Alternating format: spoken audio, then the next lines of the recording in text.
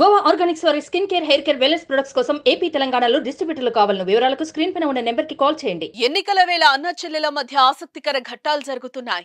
CM Jagan target గా చెల్లెలు ప్రశ్నల మీద ప్రశ్నలు గుప్పిస్తున్నారు. ఆంధ్రప్రదేశ్ కాంగ్రెస్ అధ్యక్షురాలు వైఎస్ షర్మిల మరోసారి ముఖ్యమంత్రి వైఎస్ జగన్మోహన్ రెడ్డికి లేఖ రాశారు. ఇటీవలే ఎస్సీ ఎస్టీల పథకాలు, రాష్ట్రంలో దాడులు జరుగుతున్నాయంటూ లేఖ రాసిన షర్మిల తాజాగా మద్యం నిషేధంపై 9 ప్రశ్నలు అడిగారు.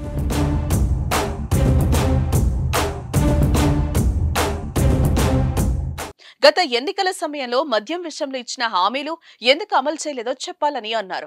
మద్యపాన నిషేధం గురించి నవసందేహాల పేరుతో రెండో లేఖను రాశారు. సంపూర్ణ మద్యపాన నిషేధం ఎందుకు అమలు చేయలేదని ప్రశ్నించారు. కల్తీ బ్రాండ్ల పేరుతో ప్రజల ప్రాణాలతో చెలగాటమాడుతున్నారని ఆగ్రహం వ్యక్తం చేశారు. 3 దశల్లో మద్య నిషేధం అని మోసం చేశారని, మద్యపానం నిషేధించిన తర్వాత ఓటు అడుగుతానని అన్నమాట వాస్తవం కాదా అన్నారు. మద్యం అమ్మకాల్లో 20,000 కోట్ల నుంచి 30,000 కోట్లకు ఆదాయం పెంచుకున్నారని, అమ్మకాల్లో అభివృద్ధి చెందినట్టు కాదా అన్నారు. జగన్ గతంలో మద్యం ద్వారా వచ్చే ఆదాయాన్ని ప్రజల రక్తమాంసాల మీద వ్యాపారం అన్నారు. ఇప్పుడు మీరు చేస్తుంది ఏంటి అంటూ ప్రశ్నించారు. దేశంలో ఎక్కడా దొరకని బ్రాండ్లను విక్రయిస్తూ ప్రజల ప్రాణాలతో ఎందుకు చెలగాటమాడుతున్నారు అంటూ షర్మిల ప్రశ్నించారు. రాష్ట్ర వ్యాప్తంగా చేయూత, ఆసరా, అమ్మఒడి పథకాల అమలు బాధ్యతను బెవరేజెస్ కార్పొరేషన్ కు అప్పగించడాన్ని ఎలా సమర్థిస్తారో చెప్పాలని అన్నారు.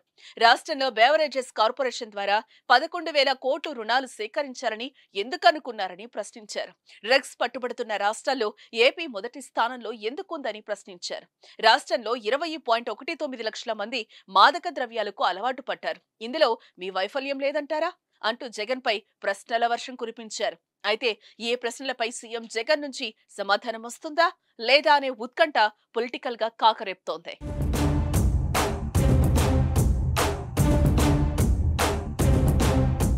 సుమన్ టీవీలో మీ పర్సనల్ అండ్ బిజినెస్ ప్రమోషన్స్ కోసం కింది నెంబర్కి కాంటాక్ట్ చేయండి.